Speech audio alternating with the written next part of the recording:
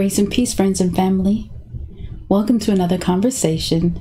I am Joy, the founder of Pinkgirlteaches. I'm a certified life coach, and my expertise is in overcoming narcissistic abuse. I firmly believe in Revelations 12:11 that says we overcome by the blood of the Lamb and the word of our testimony. I want to thank you so much for taking time out of your day to spend with me. If it's your first time here or you are a new member to this community, welcome, and thank you so much for trusting us with your pain, your journey, as well as your faith. We are a faith-based community, and we examine narcissistic abuse through God's word, a biblical perspective, in a biblical and spiritual perspective, should I say. So I want to thank you so much and welcome back, family. It's great to be here with you. I want to talk to you today about the narcissistic stare. You know that is a haughty look. Proverbs 21 verse 4 says, "A haughty look, a proud heart, and the plowing of the wicked are sin." I'm going to read it again. A haughty look, a proud heart, and the plowing of the wicked are sin. It didn't say that it possibly could, but it was a definitive R. It was solid, or it is solid, because this word is still alive. There is no doubt in my mind, and I am sure in the mind of many survivors of narcissistic abuse, that narcissists are inherently evil, wicked people. Now, for those of you that are just passing through and you hear us talking about narcissists, we're not talking about people who want to take a bunch of selfies or post themselves a lot. That's somebody doing what they want to do. Narcissism, yes, does come in traits, right? There are traits to this thing, but essentially we are talking about people who have narcissistic personality disorder. NPD is a different thing altogether. It's a mental disorder. But essentially, we do understand that we cannot diagnose them because we are not medical professionals. We're not qualified to do that. However, what we are able to do as believers and children of God is not to judge them, but to examine the fruit that they produce, examine the fruits of our encounters with them. That's what we're doing. We're examining the fruit so that we can discern what spirit is at work. And so, yes, we can confidently say, at least I will in this instance, that they are inherently evil, wicked people. They're always plowing, right? A haughty look, a proud heart, and the plowing of the wicked are sin. All you have to do is examine the fruit of these these demonic entanglements, because fruit will always tell you what you are dealing with. Fruit produces its own kind. Oranges do not produce apples. Oranges produce oranges. Evil produces evil. Some of the fruits that they leave in the lives of the victims, the fruit that is produced from these entanglements: pain, anger, bitterness, resentment, shame, misery, regret, depression. Sometimes they're physical ones: insomnia, migraines, fibromyalgia, PTSD, CPTSD, insomnia. I think I said that one already, but these are long-term effects, and it takes work to not just recover but heal from these things, to get to a place of wholeness. And this is why we partner with God on our journey of recovery, because I understand fully therapy, psychology, or counseling, psychotherapy, they will all take you to a level of healing. But what God does is he restores us and he brings us back to a place of wholeness. And this is why I think it's so important that we partner with God in our journey of healing. You see, the fruits that narcissists bring don't bear life when we consider the fruits of the Holy Spirit, the fruits of the Spirit. Those are not the same type of fruits.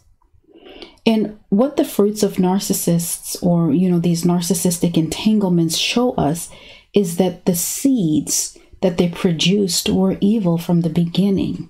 What kind of seeds, Joy? Good question. Verbal abuse, emotional distress, mental confusion. All of these are spiritual assaults, because before we are human, we are spirits having an earthly experience. And so when we get this level of soul hurt, this level of soul injury that is encountered in these relationships, because you understand that they sow fruit, they sow seed, right? In your mind, those seeds begin to germinate and grow and form in your heart. And the evidence of those seeds begins to be deposited through the will of the people, the soul of a person, a spiritual assault. And there is no denying it that if you're looking for anything positive to come from an entanglement with a narcissist, the truth is you're never going to find it. So for those people that say, if it wasn't for the narcissist, I wouldn't know about God. If it wasn't for the narcissist, I wouldn't know that I needed to love myself or to have a new level of self-awareness. The devil never drives out his own kind. He is not going to kick out a demon. He's just not going to do that. He works to keep people indoctrinated. Why do you think narcissists hover? To get you to go back so that they can complete their assignment. If you believe that you can get anything positive from these people, that's a long walk to barrenness, a long walk to nothingness, a long walk to desolation, essentially, because nothing positive comes from these entanglements. Because they're diabolical in nature, it's when God steps into the scene and says, okay, that's it. Because evil doesn't drive out evil, but love does. You see, one thing about narcissists is that they are always plotting evil. There's a look that narcissists give you that can be so deceiving if you don't know their type. You see, this look can make you feel like, oh my gosh, this person really loves me. This person really cares about me.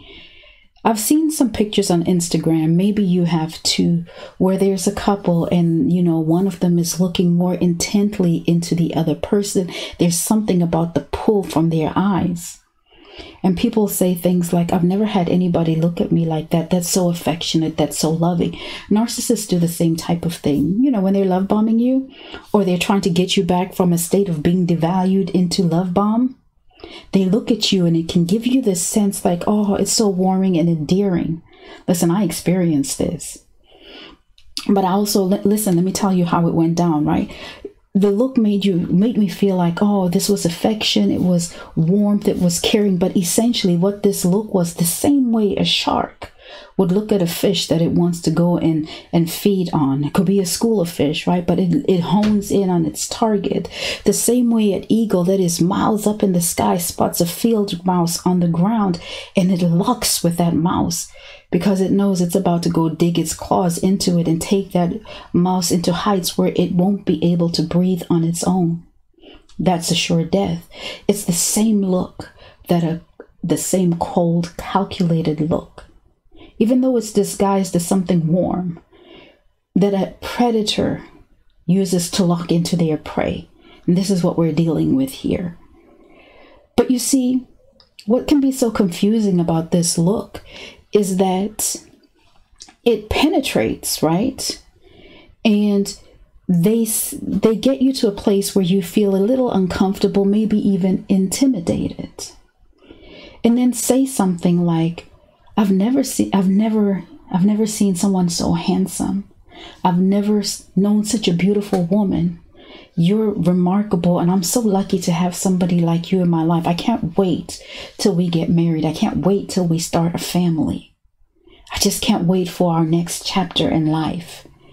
And their words throw off the look, but what essentially it's to do is to disarm you.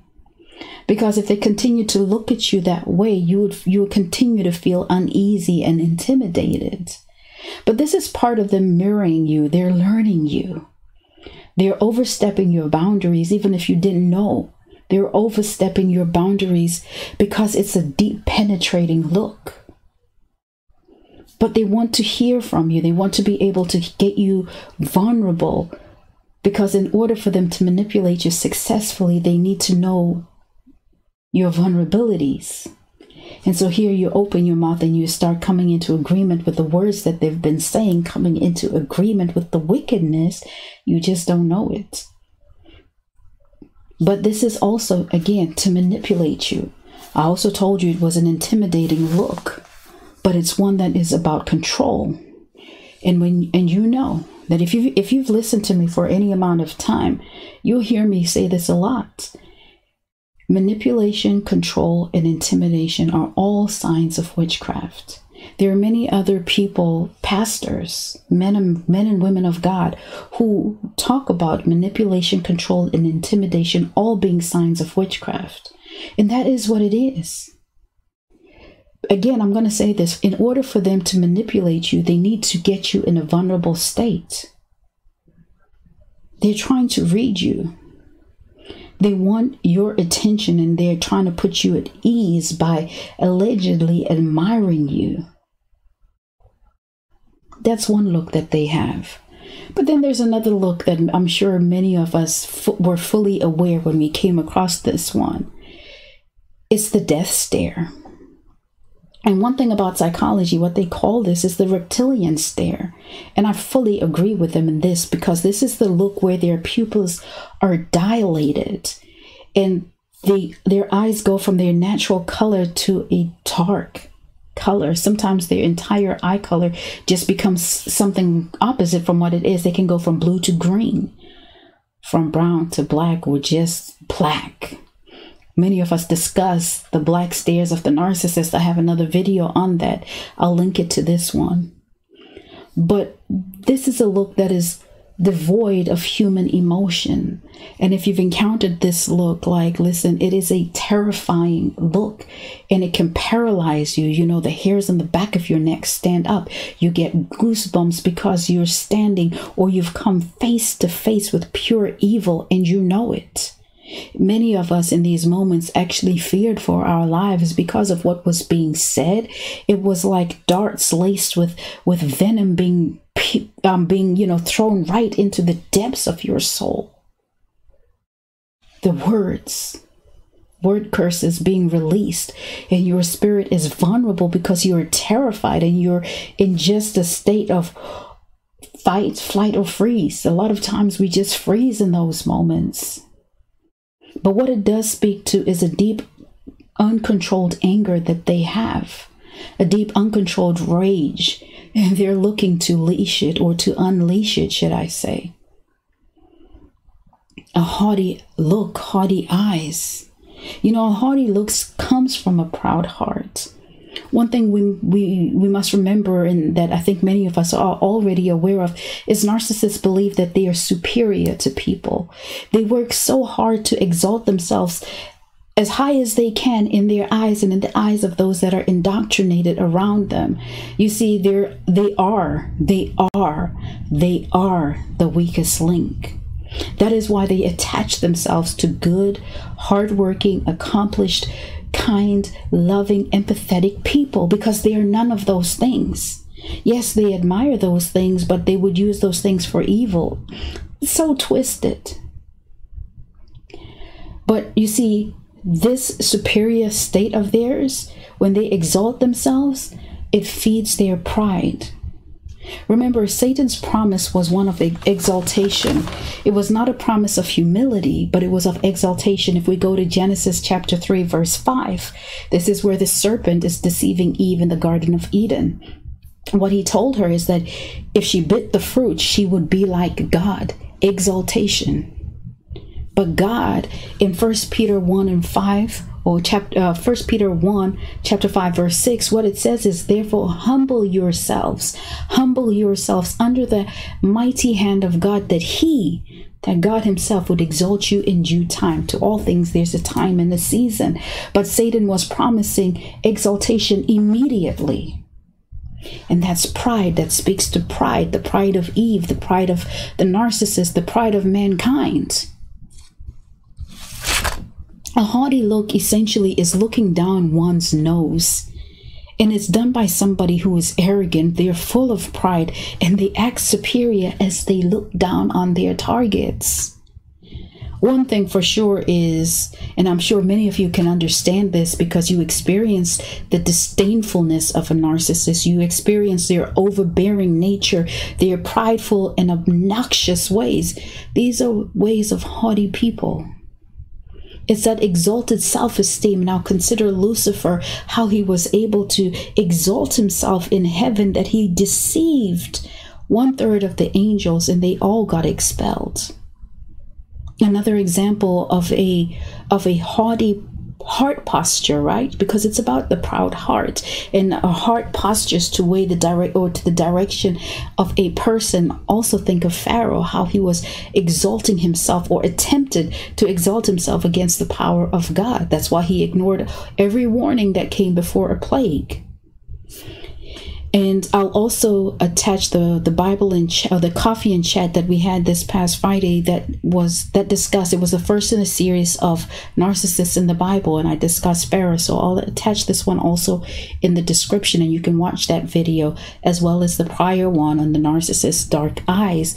But it's about a proud posture. There was a Pharisee in Luke chapter 18, verses 11 and 12. That stood by himself and prayed, and he was loud and brazen, talking about, God, I thank you that I'm not like, a proud heart.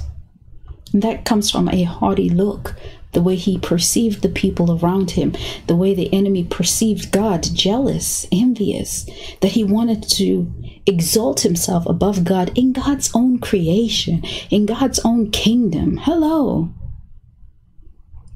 But this is what it is. This is what it boils down to. The narcissistic stare really comes from that proud heart posture that they have.